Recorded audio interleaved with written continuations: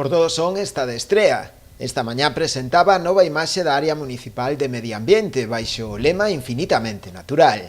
A proposta tenta representar a aposta clara e decidida do Concello pola economía circular e a sostibilidade. Sentímonos moi orgullosos de traballar na confección desta imaxe que quere trasladar ao mundo unha mensaxe dunha terra, dun territorio, dun concello como Porto do Son comprometido co medio ambiente.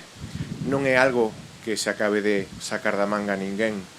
O compromiso ambiental deste municipio é patente nas súas paisaxes, falando coa súa xente comprometida co cuidado do planeta, coa xestión dos residuos, coa xestión dos recursos naturais e, sobre todo, vivir deste entorno. Ben sexa dunha pesca artesanal sostible, tradicional, ben sexa dun cuidado forestal do seu territorio.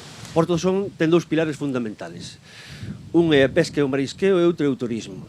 Pois gracias a que fixemos esta inversión, podemos decir que todo o que é o territorio, todos os casi 30 km que temos de playa, son calidad de aguas excelentes. Ao mesmo tempo, estamos facendo unha gran inversión que xa vamos no segundo plan, que queremos cambiar toda a luminaria para un aforro enerxético, de cambiar todas as lámparas de sodio a LED. Seguimos pois creando todas esas rutas que temos de senderismo, casi 160 km que temos de rutas de senderismo. Na presentación desta mañá contouse tamén coa participación do director do Instituto de Estudos do Territorio, Francisco Barea, quen destacou a implicación do Concello no respeto e cuidado do medio ambiente, un aspecto este que o levou a ser un dos dous únicos municipios en toda Galicia en dispoñer do distintivo Bandeira Verde. Venir a un concello que tiene bandera verde es importante, desde el punto de vista de que solamente hay dos concellos en Galicia que la tienen.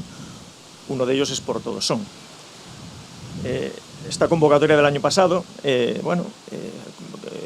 Porto do Son cumplió todas las expectativas y más que cumplirá con lo que está comentando el alcalde, y creo que el hecho de tenerla no es algo banal, ¿no? Es algo muy importante tanto medioambientalmente como paisajísticamente, ¿no?